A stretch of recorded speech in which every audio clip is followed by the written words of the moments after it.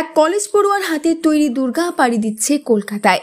কাটোয়ার গোয়ালপাড়ার অরিত্র ঘোষ নামক এক কলেজ পড়ুয়া ছোট থেকেই কাগজ কেটে মাটি দিয়ে বিভিন্ন রকম মূর্তি জিনিসপত্র তৈরি করতে ভালোবাসত সে। তারপর সেই ভালো লাগাই ধীরে ধীরে নেশায় পরিণত হয়। পড়াশোনার বাইরে ছেলের এই সমস্ত জিনিস তৈরিতে আগ্রহ দেখে ছেলেকে বারণ করতেন। বার কয়েক এইসব জিনিস ফেলেও দিয়েছেন, কিন্তু তাতে অরিত্রর ভিতরের শিল্পী সত্তা দমে থাকেনি। ভালো লাগছে।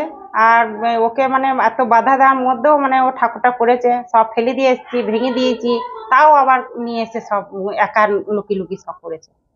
কিন্তু আমরা মানা করেছিলাম যে ঠাকুর করতে হবে না, বাড়িতে ঠাকুর করা ভালো, সব পড়াশোনা করগা। তা বলতে যে সবই করবো, পড়াশোনাও করবো, ঠাকুরও করবো। কি কি ঠাকুর তৈরি করতেছিল? ও যা যা ঠাকুর হয় সবই তৈরি করে, যত ঠাকুর হয়। এখন দুর্গা ঠাকুর করেছে, ভালো লাগছে। এখন ভালো লাগছে যে ঠাকুর করছে, সবাই দেখছে, পাঁচজনা ভালো বলছে, আমারও ভালো লাগছে।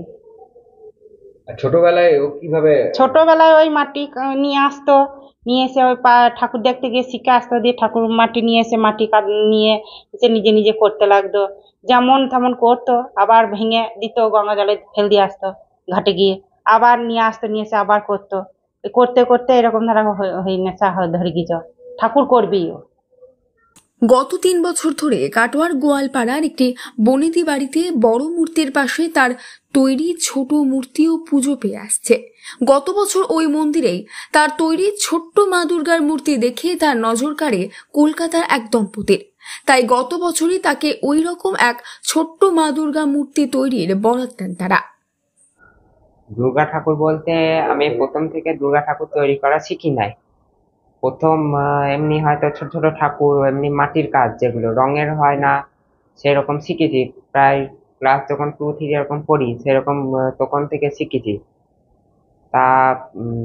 তারপরে আস্তে আস্তে বড় ঠাকুর তৈরি করার চেষ্টা করেছি, আবার রং টং করার একটু একটু করে চেষ্টা করেছি। তারপরে একটু একটু করে আবার হয়তো অনেক জায়গায় কুমোর পাড়া বা এমনি প্যান্ডেলে বা বাড়ির ঠাকুর দেখতে গিয়েছি।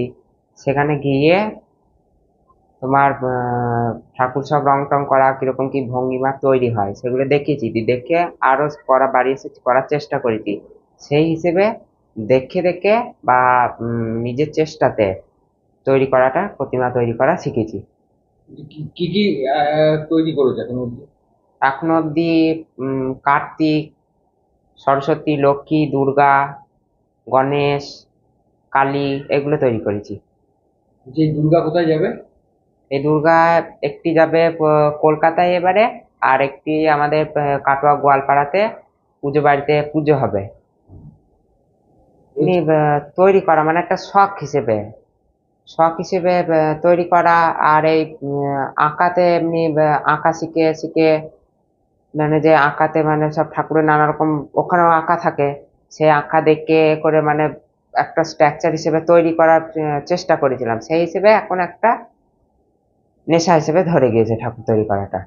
প্রত্যেক বছরই তৈরি করে? হ্যাঁ, প্রতি বছরই। কি নাম? অরিত্র ঘোষ। 3 মাসের পরিশ্রমের পর 1 ফুটের 2টি দুর্গা মূর্তি তৈরি করেছে অরিত্র। আগামীকাল অর্থাৎ মহাষষ্ঠীর দিন অরিত্রের তৈরি 1 ফুটের দুর্গা মূর্তি পাড়ি দেবে কলকাতায়। Bureau report, news network 7। Hallmark সোনার গহনা কেনার একমাত্র ঐতিহ্যশালী স্বর্ণ প্রতিষ্ঠান শ্রী ধীরেন্দ্রনাথ দত্ত গোল্ড প্রাইভেট লিমিটেডের শ্রী সুখেন দত্তের দোকান। ঠিকানা কাছারি রোড, চৌরাস্তা, টেলিফোন ময়দান, কাটোয়া, পূর্ব বর্ধমান। কাটোয়া শহরের অন্যতম প্রাচীন ব্যবসায়ী প্রতিষ্ঠান new Shri Gauranga tea store. প্রসিদ্ধ চা ব্যবসায়ী, খুচরো ও পাইকারি চায়ের এই প্রতিষ্ঠান শহরে প্রায় 80 বছর ধরে সুনামের সঙ্গে ব্যবসা করে চলেছে। ঠিকানা কাটোয়া স্টেশন বাজার, চৌরাস্তা।